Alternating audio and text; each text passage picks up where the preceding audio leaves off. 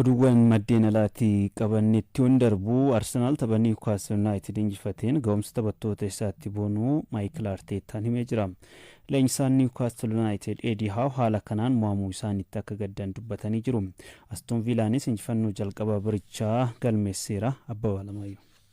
Amongst the subs, former Arsenal player Joe Willock, who will hope to play some part. The strength of Arsenal's bench really emphasises. Barakuma lama fi digdami tokko Arsenal leenjisaa kubbaa dhaabbatee Nicolas Jove erga qacaree booda waggoota afran darban rukuttaa rogaarraa goolii hedduu kilaboota irratti galchuun kan isaan gituun jiru. Bara dorgommii 2023-24 eegalee Arsenal rukuttaa rogaarraa qofa gooliiwwan 36 kilaboota irratti galchuun kilaboota liigichaaf yaaddoo erga ta'e waggoonni lakkaa'amaniiru. Premier League England torbee jaffaan kaleessa gara St James Park kan malee Arsenal deeqaa xumuraratti goolii lama galcheen 2-1 Newcastle United injifachuun garaagarummaa Liverpool waliin qabu gara qabxii lamaatti dhibbisuun gara sadarkaa lammaffaatti deebi'e. Taphichaan leenjisaan Arsenal Mikel Arteetaan sarratti isaarratti William Saliba osoo jiru Christian Mosquera filannoo jalqabaan fayyadamuu isaa namoota hedduu irratti gaaffii uume. Daqiiqaa 5ffaarratti Arsenal gama Eberiche Ezen goolii galchuuf dhiibbaa uumuu eegale. Daqiiqaa 14ffaatti Arsenal balleessaa Victor Gyökeres irratti raawwatameen rukuttaa penaltii argate. Booda rabbaan murtee taphichaa VAR ilaaluun murtee jalqabaa haquun penaltiin kennisiisu jedhan. Sababni ammoo goolii eegaa Newcastle United Nick Pope jalqaba kubbaa tuquu isaatiin balleessaa hin raawwanne jedhame. Bukayo Saka fi Eberiche Eze kubbaa gara gooliitti yaalan taphichaan ga'umsa gaarii mul'isaa kan ture goolii eegaa Newcastle United Nick Pope jalaa deebise. Leandro Trossard kubbaa Declan Rice mijeesseef goolii galchuuf yaaliin taasisee sibiila gooliitu jalaa deebise. Daqiiqaa 32ffaatti Christian Mosquera kubbaa gara duubaatti deebisuun goolii eegaa Arsenal David Rayaaf kennuuf yaalee gara alaatti bahuun Newcastle United rukuttaa rogaa argate. Sandro Tonali fi Anthony Gordon rukuttaa rogaa achumatti eegaluun Tonaliin kubbaa qilleensa gara sarara penaltii Arsenal keessatti dhiite meetira 1 fi saantimeetira 98 kan dheeratu Nick Voltmad addaanitti bu'uun goolii galchuun Newcastle United dursa qabachiise. Dangerous swing on that, he's up and he's in. Nick Voltmad. Lammiin German Voltmad taphoota Premier League England sadiin goolii lama Newcastle Unitediif galche. Arteetaan boqonnaa deebii Mosquera baasuun Saliba galche. Daqiiqaa 59ffaarratti Martin Zubimendi kubbaa qilleensa dabarsee mijeesseef Julian Timber kubbaa addaanitti bu'uun gara gooliitti yaalee Nick Pope jalaa deebisuun ga'umsa gaariin itti hufe. Hanga taphni xumuramuuf daqiiqaan 6 Newcastle United goolii 1-0 Arsenal dursaa ture. Kaleessas Mikel Arteetaan boqonnaa deebii jijjiirraa taphattoota raawwateen taphicha jijjiiruun mirgaan gale. Gabriel Martinelli, Mikel Merino, Martin Odegaard fi Lewis Skelly erga gara dirree seenanii booda Arsenal goolii lama Newcastle United irratti galche. Daqiiqaa 84ffaatti Mikel Merino kubbaa Declan Rice qilleensa dabarsee kenneef addaanitti bu'uun goolii qixxeessitu Arsenal galchuun taphattoota kilabichaa gara taphaatti deebise. Declan Rice, flick on headers, brilliant and it's in! Arsenal score, Mikel Merino! Goolii kana booda Antonio Elanga kubbaa gara gooliitti yaalee Gabriel Magalhaes kubbaa harkaan tuquu isaatiin taphattoonni fi miseensonni leenjistoota Newcastle United rukuttaa penaltii jechuun abbaa murtee gaafataniiru. Taatee kana VAR erga ilaalee booda taphataan Arsenal Magalhaes kallattiidhaan kubbaa harkaan hin tuqne jedhe. Kubbaa Antoniin gara gooliitti dhiitee jalqaba miila Magalhaes tuquun ittaan sun harkaan waan tuqeef penaltii miti jedhame. Sa'aatiin idilee xumuramee daqiiqaa qisaasee 8 kennameen 96ffaarratti Martin Odegaard rukuttaa rogaarraa kubbaa dhiitee rogarraa goolii galchuu kan adeeffate Gabriel Magalhaes addaanitti bu'uun goolii injifannoo Arsenal galchuun The Gunners 2-1 injifate. And it's a header by Gabriel! And Arsenal have done it in the 96th minute! Tapha kaleessaan gooliiwwan sadan galan hunduu ka'umsi isaanii rukuttaa rogaarraayi. Arsenal bara dorgommii 2023-24 eegalee rukuttaa rogaarraa qofa goolii 36 galchuun sadarkaa tokkoffaan yoo dursu kilaba sadarkaa lammaffaarratti argamu goolii 15 caala. Ga'umsa taphattoota kootti hedduu booneera kan jedhe leenjisaan Arsenal Mikel Arteetaan injifachuun nuuf mala jedhe. Kan Newcastle United Eddie Howe daqiiqaa xumuraatti haala kanaan mo'amuun dhukkubbiin isaa baay'ee cimaadha jedhe. Injifannoon kun Arsenal fi leenjisaa kilabichaa Mikel Arteetaan deeggartootaaf injifannoo guddaadha jedhe xiinxalaan Sky Sport Gary Neville. Kaleessuma Aston Villaan Villa Parkitti goolii 3-1 Fulham injifachuun barichaan injifannoo jalqabaa galmeessise. Daqiiqaa sadaffaatti Raul Jimenez goolii galchuun Fulham dursa qabachiise. Oli Watkins, John McGinn fi Emi Buendia wal duraa duubaan goolii galchaniin Aston Villaan booda ka'uun injifate. Watkins daqiiqaa 7 booda liigichaan goolii isaa jalqabaa lakkoofsise. Again, and travelling with it, magnificent! Premier League England Liverpool bara dorgommii kana yeroo jalqabaatiif mo'amee jira. Leenjisaan Liverpool Arne Slot injifannoon Crystal Palace isaan irratti galmeesse kilabichaaf qabxii 3 argachuun ni malaaf jedhanii jiru. Misbaawuddin Shifaa oduu kana bal'inaan isinitti hima. Held in by Lerma, good trajectory on that. Hughes, it's Nketiah!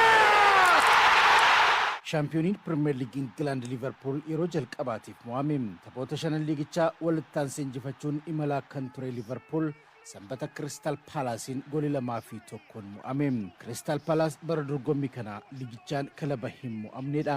Arsenal fi Newcastle dabalatee taphoota liigichaa shanan kan injifate zarees Liverpool gara Selhurst Parkitti malee Crystal Palace farka kennate. Crystal Palace taphichaan boqonnaa dura kubbaa to'achuu fi yaalii goolii kallattii eeggate uumuun olaantummaa fudhate. Goolii Ismail Assar galcheen dursuu eegale. Boqonnaa deebii Liverpool fooyya'insa mul'isuun taphachaa ture. Keessattuu Cody Gakpo, Frimpong fi Federico Chiesa jijjiiramanii erga seenan Liverpool yaalii gooliin caalmaa akka fudhatu isa gargaare. Bara kana waancaa Community Shield irratti Crystal Palacein kan mo'ame Liverpool akkuma adeeffate daqiiqaadhuma 87 irratti goolii Federico Chiesa galcheen qixxaachuun abdii horate. Waancaa FA England kan fudhatee fi taphoota 17 darbaniif kan hin mo'amin Crystal Palace goolii daqiiqaa 97 irratti Eddie Nketiah galcheen 2-1 injifachuun injifannoo Liverpool dhaabuun kan ofiitti fufsiise. Crystal Palace dorgommii hundumaan taphoota 18 darbeef hin mo'amne. Crystal Palace injifannoon isaaf malaa kan jedhan leenjisaan Liverpool Arne Slot boqonnaa dura Palace olaantummaa akkuma fudhateen goolii tokko qofa galchuun carraa nuuf kennee jedhan. Darbee kubbaa dhaabbate irraa goolii muraasa keessummeessaa turre. Bara kana garuu kan sanbataa dabalatee goolii hedduu keessummeessine jechuun Slot rakkoo isaanii ifatti himanii jiru. The other end of the field, it's Igor Thiago with no flag at this stage. Sanbatuma Manchester United gara Brentford maluun goolii 3-1 mo'ame. Kilaboota Manchester United irratti milkii gaarii qaban keessaa tokko kan ta'e Brentford goolii 2 Igor Thiago fi Matthias Jensen galchaniin injifate. Ganna kana Manchester Unitedin kan dabalame Benjamin Sheshko daqiiqaa 26 irratti goolii Unitedin gara taphaatti deebistee galchus daqiiqaa 76 irratti penaltii Manchester United argate fashaleessuun dursaan taphattoota Bruno Fernandes kulabicha keessa harka qaba. Manchester United Ruben Amorim leenjaa taphoota 2 walittaan sun injifachuuf hin dandeenye. Leenjisichi taphoota 33 irraa qabxii 34 qofas walitti qabate. Goolii 53 keessummeessee jira.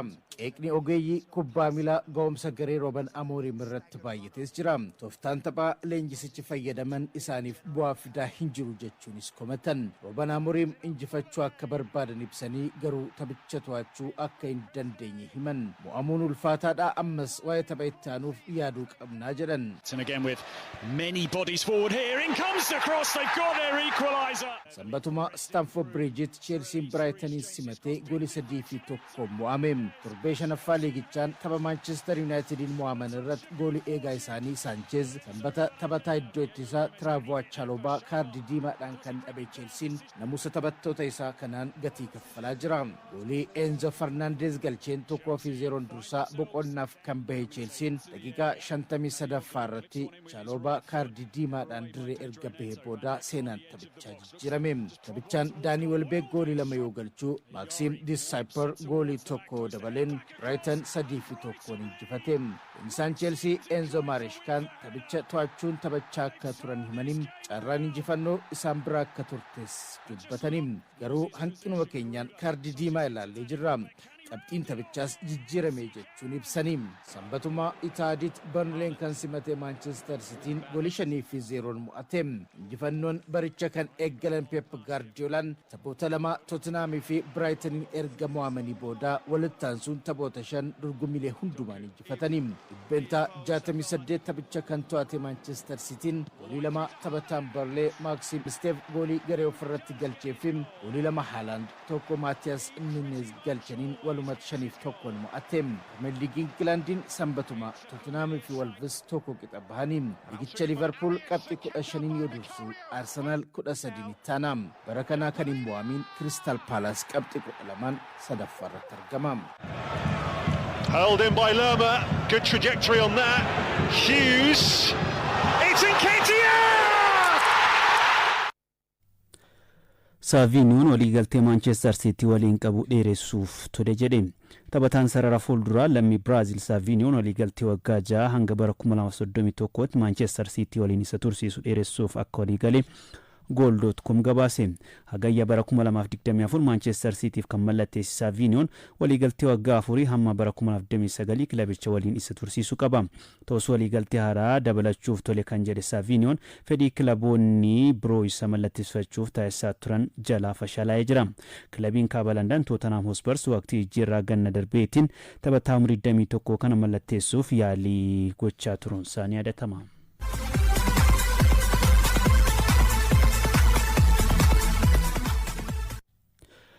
La Liga Spain Barcelona Real Sociedad injifachuun liigicha dursoo eegale. Atletico Madrid waggoota 75 booda Real Madrid irratti goolii 5 galchuun injifatee jira. Dassaan sirna dabalata isaa qindeesse. The added incentive of course knowing that if they win today they will go top of the table. La Liga Spain torbee torbaffaan Barcelonaan durfamuurraa ka'uun goolii 2-1 Real Sociedad injifachuun liigicha dursuu eegale. Istaadiyeemii Olympic Luis Companiitti Real Sociedad daqiiqaa 31ffaattiin goolii Alvaro Odriozola galcheen dursee ture. Daqiiqaa 43ffaattiin kubbaa Marcus Rashford rogarraa dhiitee Jules Koundé galchuu yoo walqixxeessu daqiiqaa 59ffaatti Robert Lewandowskiin goolii injifannoo warra Kaataalaan mirkaneessite galchee. Lewandowskiin barana liigichaan goolii saarfaffaa galchee. Sababa miidhamaan taphoota 4 darban irrattiin kan hin hirmaatiin Laamiin Yaamaal jijjiiramee seenee goolii Lewandowskiin galchee mijeesseera. Shaampiyooniin dorgommichaa Barcelonaan taphoota La Ligaa 7 keessaa 6 injifachuun qabxii tokko Real Madrid caalee gubbee liigichaarra taa'eera. Qabxiin kun tapha Champions League kilaboota Awurooppaa roobii dhufu Paris Saint-Germain waliin taphatuuf seessituu taa'uuf eegama. Kilabichi bara dorgommii kana durfamuurraa ka'uun qabxii 9 argachuun kilaboota liigichaa hundaa caalaa rikeerdii gaarii qaba. Kaleessuma Sevillaa 1-0 Rayo Vallecano, Real Betis 2-0 Osasuna, Elchen 2-1 Celta Vigo mo'an. Welcome to the capital of Spain. Welcome to the Madrid derby. Sanbata Istaadiyeemii Metropolitaanottiin darbii Madridiin Atletico Madrid seenaa waggaa 75 ture jijjiiruun goolii 5-2 Real Madrid injifate. Xavi Alonsoon kan leenji'u Real Madrid taphoota La Ligaa 6 darban walitti aansee injifachuun imalli taasisaa ture.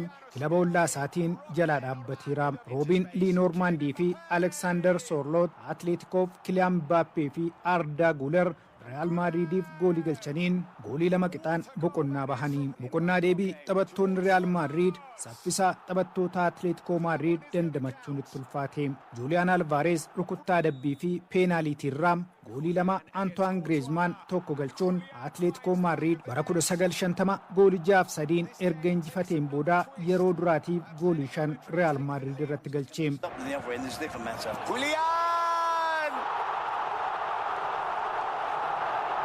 Fourth for Atleti. Julian with a piece of genius.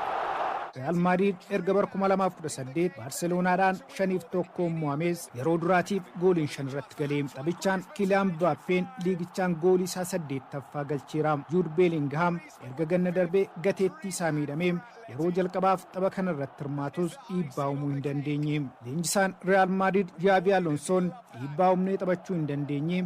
Mo'amuun nuuf malaa deeggartoota dhiifaman gaafadha jedhee. Sanbatuma Villarreal Athletic Bilbao Maayorkaan Alaabees goolii 1-0 yoo mo'an Etaafeen Leevaantee waliin goolii 1 qixa bahe. Har'a Vaalenshaan Real Ovidio waliin ni taphata. Into space, Kylian Mbappé! He needs so little to score. Real Madrid taphattoonni sarartisaa jalaa miidhamuun yaaddootti uume. Daanii Kaarvaal tapha darbii Madrid sanbata darbe Atleetiikoo Madrid mo'aman irratti miila mirga isaa miidhamuun daqiiqaa 59 irratti jijjiiramee dirreerraa bahe. Miidhamni dursaa taphattootaa fi taphataa sarartisa mirgaa kilabichaa Daanii Kaarvaal mudate kun yoo xiqqaate ji'a tokkoof tapharraa isa fageessaa jedhame. Kun ammoo Real Madrid dorgommii biyya keessaa fi Awurooppaa hedduu isaa eeggachaa jiruuf taphattoota iddoo wal fakkaataatti taphatan dhabuun yaaddoo jabaa uumeera. Trent Alexander-Arnold dursee miidhame isa mudateen torbee sadiif dirreerraa fagaata jedhame. Real Madrid iddoo isaa Federico Valverde fi Raul Asensio keessaa taphataa tokkotti fayyadamuuf dirqamuu mala. Daanii Kaarvaal fi Trent Alexander-Arnold tapha El Clasico Barcelona waliin qabanii fi Champions League Juventus waliin taphatan dabalatee taphoonni 5 jala darba jedhamee eegama.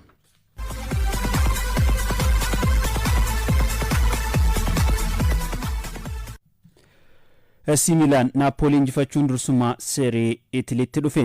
Taphoota lama walitti aansee qixa kan bahe Juventus carraa liigicha dursuuf qabu osoo hin fayyadamin hafee jira. Abdurrahman Amin.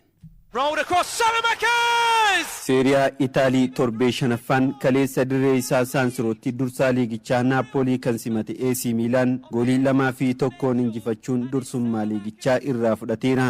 AC Milan goolii 2 boqonnaa dura Alexis Salamaakers fi Kristaan Pulisic galchaniin 2-0 dursaa boqonnaa bahe. Boqonnaa deebii daqiiqaa 57ffaa irratti ammoo Parvis Istupiina balleessaa Giovanni Lorenzo irratti raawwateen abbaan murtee taphichaa VAR ilaaluun kaardii diimaadhaan dirreedhaa bahe. Naapooliin balleessaa kanaan peenaalitii yoo kennamtuuf Kevin De Bruyne'n peenaaliticha galchuun kilabichi abdii itti horuus sanbooda goolii biroo dabaluu hin dandeenye. Taphabaniinsaa kan mo'ame gareen Massimiliano Allegriin leenjoo AC Milan qabxii 12 walqixa qabaatanis tapha kaleessaa waan injifateef garaagarummaa gooliitiin caaluun dursummaa liigichaa torbee 4f Naapoolii harka ture irraa fudhateera. Shaampiyooniin liigichaa Naapooliin injifannoo 100% itti fufsiisaaf tures AC Milan harkaa fashalaa'e. Kaleessuma Roomaan Heelaas Veroonaa injifachuun qabxii isaa dursitoota liigichaatti qixxeesseera. Artam Dovbaayikii fi Maatiyaas Sulee goolii 2 Roomaan qabxii 3 milkeeffatee taphattoota galchanidha. Bara kana torbee tokko keessatti taphoota 3 fi sanaa ol taphachaa jirra kan jedhan leenjisaan Roomaa Jaampiroo Gaaspiriiniin taphattoonni hedduus nurraa miidhamaniiru kun ammoo qormaata jabaadha jedhan. Kunis ta'ee taphootarraa qabxii nu barbaachisu argachuuf maloota garaagaraa fayyadamnee milkeessaa jirra jedhaniiru. Paolo Zaneetiitiin kan leenjuu Heelaas Veroonaan ammoo taphoota 5 irraa qabxii 3 walitti qabachuun sadarkaa 16ffaa irra jira. Saasulloon 3-1 Udiniizee yoo injifatu Bolonyaa fi Liicheen goolii 2 qixa. Piisaa fi Fiyorentinaan goolii malee qixaan xumuraniiru. Sanbata Inter Miilaan dirree isaatiin alaa Kaaglaarii goolii 2-0 injifate. Laawtaaroo Maartineezii fi Firaansiskoo Esposito goolii 2 injifannoo Inter Miilaaniif galchaniiru. Qabxii 9 sadarkaa 5ffaa irra kan jiru Inter Miilaan dursaa liigichaa AC Milaaniin qabxii 3 qofaan caalame. Sanbatuma Juventus Aliyaanzitti Atalantaa simachuun goolii 1 qixaan xumurani. Caalmaa taphaa harka 67 kan fudhate Juventus kubbaa kallattii goolii eeggatan 10 yaale keessaa 1 qofa yoo galchuu Atalantaan ammoo 2 yaalee 1 galcheera. Juventus tapha kana qixa bahuu isaatiin carraa liigicha qabxii 13 dursuuf qabuuf jalaa fashaleesse. Koomoon Kirimoneesee waliin tapha biroo sanbata goolii 1 qixaan xumuramedha. This is Sulemana, still Sulemana, going one way and then the other. Sulemana! Magnificent goal! The celebration is just as good from Kamaldeen. Bundesliga Germaniin Borussia Dortmund injifannoo afuraffaa walitti aansuun yoo galmeessu Harry Kane goolii 100ffaa isaa Bayern Munichiif lakkoofsee jira. Kun ammoo tapha muraasaan goolii hedduu lakkoofsee isaa taasisaa. Oduu kana Abubakar Abdallaa isinitti himaan gama kootiin xumuree jira. Olmaa gaarii qabaadha. Lots of space here for Luis Diaz and Kane! Harry Kane reaches 100 goals for Bayern. Bundesliga Jarmaniin Bayern Munich fi Borussia Dortmund osoo hin mo'atamin imala isaanii yoo itti fufan kaleessa Stuttgart durfamurraa ka'uudhaan Kolonyi injifateera. Torbee shanaffaa liigichaatiin kaleessa Stuttgart gara Kolonyi malee 2-1 injifachuun taphoota lama walitti aansuudhaan mo'ate. Jakob Kaaminis daqiiqaa afuraffaatti goolii galcheen Kolonyi dursuu eegale. Hermaandi Dimrovic penaalitiin goolii qixxeessituu erga galcheen booda taphataan ittisaa lammii Jarmanii Fagnoomaan goolii injifannoo Stuttgartiif galche. Chaampiyoonni waancaa kilaboota Jarmanii Stuttgart dorgommii hundumaa taphoota 5 keessaa kan jalqabaa 3 injifatamus amma taphoota 3 walitti aansuudhaan injifachuudhaan gara ga'umsaatti deebi'eera. Freiburg dirree isaatti Hoffenheim tapha simateen tokko qixaan xumure. Kablar Freiburgiif Sneek Aslaan Hoffenheimiif gooliiwwan galchaniiru. Kaleessuma taphni Union Berlin fi Hamburg goolii malee qixaan xumurame. Sanbata Borussia Dortmund dirreen alatti Mainz waliin murkii taasee 2-0 mo'achuun barana taphoota liigichaa 4 walitti aansuudhaan injifate. Daniel Svensson fi Karim Adeyemi gooliiwwan injifannoo Dortmundiif galchaniiru. Niko Kovacin kan leenjii Dortmund qabxii lamaan Bayern Munichiin caalamee lammaffaarra jira. Leenjichis tapha sanbataatiin Karim Adeyemin ga'umsa gaarii mul'isaa turuu isaa dubbatanii. Tapha kanarratti lammiin Giinii Guraasiin miidhama isa mudateen dirree ba'uu isaatiin taphni Champions League torbaan kana keessa kilabichi taphatu akka jala darbutu himame. Bayern Leverkusen immoo 2-1 Saint Pauli yoo injifatu RB Leipzigis taphoota 4 walitti aansuudhaan injifateera. Tapha goolii 10 keessummeessin Borussia Mönchengladbach Freiburg simatee 4 mo'ate. Jimaata Chaampiyoonii liigichaa Bayern Munich goolii 4-0dhaan Werder Bremen tapha mo'ateen goolii 2 kan galche Harry Kane Chaampiyoonii Jarman Bayern Munich keessatti goolii 100ffaa galchuu isaati. Redemption. Liigii Firaansiinis kaleessa morkiin Olympic Lyonnii fi Lille injifannoo Lyon 1-0dhaan xumurame. Kana darbee Liverpool irraa kilabichatti kan dabalame Tyler Marton goolii injifannoo garee Paulo Fonsecaaf galcheera. Kilabichi taphoota 6 keessaa 5ffaa mo'achuu isaati. Lyon qabxii 15 PSG waliin qixxaachuudhaan garaagarummaa gooliitiin caalamee lammaffaarra jira. Lille immoo taphoota 2 walitti aansuudhaan injifatamuu isaatiin sadarkaa 10ffaatti gadi siqe. Nice Paris waliin tokko qixaan yoo xumuru Metz di Herve waliin goolii malee qixaan xumure. PSG'n sanbata Auxerre 2-0dhaan mo'achuudhaan bara kana taphoota 5 injifateera. Monacoon Lorient simatee 3-1 mo'atame. Luca Beraldo, terrific glancing header for history.